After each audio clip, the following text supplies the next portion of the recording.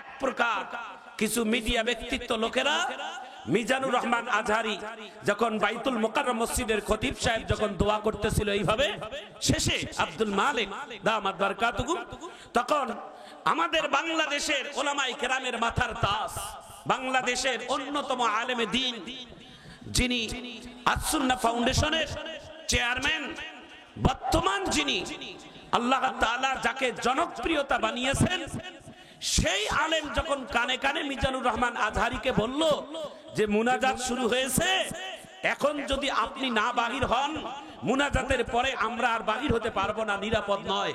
মুনাজাত করতে করতে মিজানুর রহমান আজহারি সহ সার্জিস সহ কয়েকজন মিলে যখন মুনাজাত থেকে বাহির হয়ে যাচ্ছিল, মিডিয়ার কিছু লোকেরা আর এইদিকে কিছু আহলে হাদিসের লোকেরা এরা মন্তব্য করেছে যে মুনাজাত বেদাত, বেদাতি মুনাজাত আজহারি করলো না, এটাকে সরিয়ে দিয়েছে।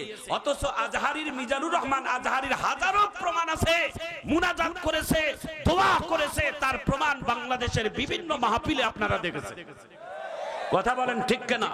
বাংলাদেশের বিতর্কিত একজন আলেম, বিতর্কিত আলেম আমি তাকে বলতে চাই না, বিতর্কিত মানুষ মুজাফফর বিন মুহসিন, আমি জানি না এরা কাদের প্রোডাক্ট। আজকে তিনি মিডিয়ার সামনে তিনি এমন বক্তব্য দিয়ে জাতিকে তিনি হৃদয় খরণ করেছেন, রক্ত খরণ করেছেন। একাই মুজাফফর বিন মুহসিন বাংলাদেশের এই জমিনে বসে, উলামায়ে কেরামের দেশে বসে তিনি একাই বিতর্কিত কথা বলছেন। আজকের এই মাহফিল থেকে আমরা প্রতিবাদ জানাই, অচিরেই মুজাফফর বিন মুহসিনকে গ্রেফতারের দাবি আমরা জানাই। কারা কারা একমত হাত তুলে আল্লাহু আকবার বলে দেখা, জোরে করে আল্লাহু আকবার, হাত তুলে বলেন আল্লাহু আকবার। আজকে বাংলাদেশের অনেক সাধনা, অনেক কষ্টের পর বাংলাদেশে খেলাফতে ইসলাম, বাংলাদেশের ইসলামিক আন্দোলন, বাংলাদেশে ইসলামিক ঐক্যজোট, বাংলাদেশে জামাতে ইসলাম, বাংলাদেশের যত ইসলামিক দল আছে সবাই আজকে এক হয়ে গেছেন। এক হয়ে গোটা বাংলাদেশের মানুষেরা যখন অবাক হয়ে যাচ্ছেন যে এক স্টেজের মধ্যে এত ওলামায়ে কেরাম, তখন কিছু কিছু নাস্তিক মার্কা লোকদের অন্তর জলিপুরে ছয় হয়ে যাচ্ছে। কথা বলেন ঠিক কিনা? আরো জোরে বলুন ঠিক কিনা? তবে মনে রাখবেন, আমাদের ঐক্য নষ্ট হবে না ইনশাআল্লাহ। আমরা ঐক্য যখন গড়েছি, এবার ঐক্য গড়ে আমরা দেশ পরিচালনা করব। কারা কারা একমত আল্লাহু আকবার বলে দেখান, দেখান, হাত তুলে দেখান। এই তৌহিদি মুসলিম ভাইয়েরা, এই তাকবীর দিলে কোনোদিন সম্মান কমবে না, কষ্ট হবে না, বরঞ্চ লাভ হবে। হাত তুলে জোরে আল্লাহু আকবার বলে দেখান। এইভাবে হাতটা নাড়া দিয়ে জোরে আল্লাহু আকবার বলেন। নারায়ে তাকবীর। কোরআন কি মানুষের না আল্লাহ? এই কোরআনের ভিতরে কোনো সন্দেহ আছে? পৃথিবীর যত বড় লেখক হোক, গবেষক হোক, সবাই লেখার শুরুতে বলে আমি মানুষ। মানুষ মানে ভুল হওয়া স্বাভাবিক। আর আল্লাহর কোরআনের শুরুতে আল্লাহ তাআলা বলছেন, আমি আয়াতটা বলে যখন থামবো তখন একটু আল্লাহু আকবার বলতে পারবেন তো ইনশাআল্লাহ? আলিফ লাম মিম।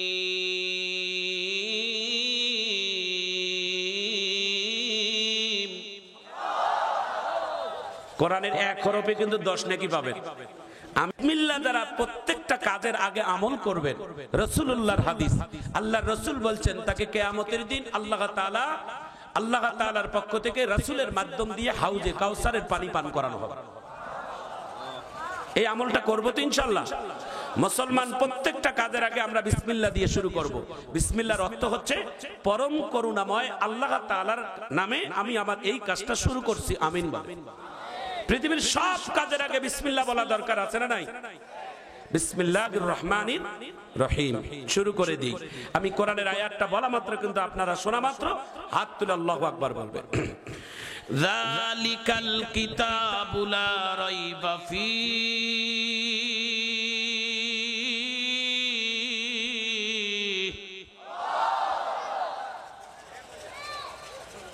দুনিয়ার সমস্ত বইয়ের মধ্যে ভুল ত্রুটি স্বাভাবিক।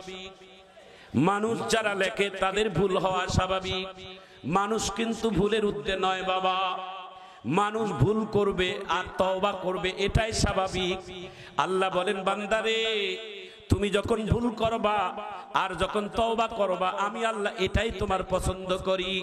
কারণ ভুল করার পর তওবা করলে আল্লাহ পছন্দ করে। সুবহানাল্লাহ জোরে কর।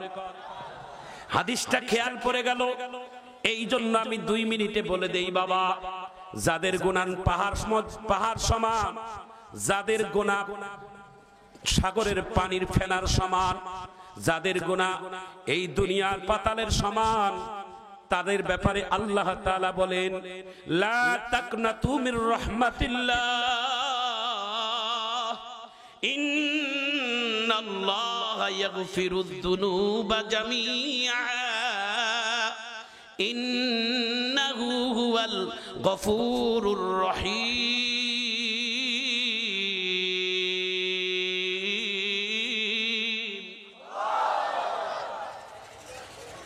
মুসা আলাইহিস সালাতু সালামের জামানায় মুসা নবী দোয়া করতেছেন সালাতুল ইস্তিসকা নামাজের পর। সবাই আওয়াজ তুলে বলবেন বাবা, প্রত্যেক নবীর জবানগুলো পাক, পাক জবানে যারাই দোয়া করবে আল্লাহর দরবারে তাদের দোয়াগুলো কবুল হয়ে যায়। নবীরা পাক না নাপাক? একটু জোরে কর। নবীরা সবাই পাক, পাক জবানের দোয়া করতে দেরি, কবুল হতে দেরি নাই। প্রত্যেকটা নবীদের দোয়া আল্লাহর দরবারে কবুল হয়। নূহ আলাইহিস সালাতু সালাম জাতির জন্য বদদোয়া করেছে, وقال نوح رب لا تذر على الارض من الكافرين ديارا। মুসা নবী তার জাতির জন্য বদদোয়া করেছে, আল্লাহ তাআলা সঙ্গে কবুল করেছে, প্লাবন দিয়ে ধ্বংস করে দিয়েছে। ও মুসলমান ভাইয়ারা, এই জন্য সকল নবীদের জবান হলো পাক, পাক জবানে বদদোয়া দোয়া দুইটাই কবুল হয়ে যায়।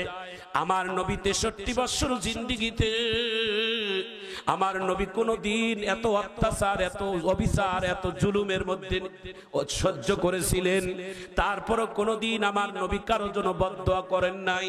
বিশ্ব নবী সকলের জন্য অন্তর খুলে দিয়ে দোয়া করেছেন। একটু চিৎকার দিয়ে জোরে বলা যায় না আল্লাহু আকবার। ফাতেমার বয়স যখন মাত্র 10 বছর বয়স, আল্লাহর নবীকে মক্কার মদিনার কাফেরেরা আমার নবীর নামাজরত অবস্থায় মরা উটের নারী বুড়িগুলো নামাজের উপরে নামাজরত অবস্থায় সেজদারত অবস্থায় ফেলাই দিলেন। নবী আমার এতিম নবী, নবী আমার অসহায় নবী, নবী আমার এত নরম নবী, এত দরদের নবী, নামাজের সেজদারত অবস্থায় মরা উটের নারী বুড়িগুলো যখন তার উপরে চাপিয়া দেয়, আমার নবী আর নামাজের সেজদা থেকে উঠতে পারে না। আল্লাহর বান্দি নাম তার হযরতে ফাতেমা মসজিদে নববীর পাশ দিয়ে যাইয়া মসজিদে নববীর বারান্দায় মরা উটের নারী বুড়ি দেখার পর দৌড় দিয়ে মরা উটের নারী বুড়িটা সরাই দিয়ে দেখে উটের নারী বুড়ির পিছনে নিচের মধ্যে আমার এতিম বাবা সিজদার মধ্যে উম্মতি বলে কাঁদে। ফাতেমা হাত তুলে দোয়া করেছে, আল্লাহ আমার এতিম বাবার উপর যারা অবিচার করে, যারা জুলুম করে, আমার বাবাকে যারা এরকম কষ্ট দেয়, আল্লাহ তাদের বিচার আপনি করুন। এই কথা যখন বলছে, আমার নবী সঙ্গে ফাতেমার হাতটা নামাই দিয়ে বলে, মা তোমার হাত বড় দামি হাত, তুমি যেই বদদোয়াগুলো করতেছো আমি নবী যদি একবার সমর্থন করে আমিন বলি, সঙ্গে মদিনার ভিতরে আগুন ধরে যাবে, সবাই ধ্বংস হয়ে যাবে। এরা যদি সবাই ধ্বংস হয়ে যায়, আমি রাহমাতুল লিল আলামিন কার কাছে দ্বীনের কালেমার দাওয়াত পৌঁছাবো? একটু হাত তুলে আল্লাহু আকবার বলেন, জোরে বলেন আল্লাহু আকবার। প্রিয় ভাইয়েরা, রাহমাতুল লিল আলামিন বিশ্ব নবী মুহাম্মদুর রাসূলুল্লাহ বলেন না সাল্লাল্লাহু আলাইহি, আমরা তেনার উম্মত হতে পেরে কি সবাই খুশি আছি? সবাই অন্তর থেকে বলি আলহামদুলিল্লাহ, আরো জোরে বলি আলহামদুলিল্লাহ। তো হযরতে মুসা আলাইহিস সালাতু সালাম সালাতুল ইস্তিসকা নামাজ আদায় করার পর দোয়া করতেছে পানির জন্য। কিসের জন্য? অনাবৃষ্টি 12 বছর যাবত আসমান থেকে বৃষ্টি হয় নাই, পানির জন্য দোয়া করতেছেন। আল্লাহ আসমান থেকে রহমতের বর্ষণ আপনি আমাদের প্রতি ঢালুন, রহমতের বর্ষণ দান করুন।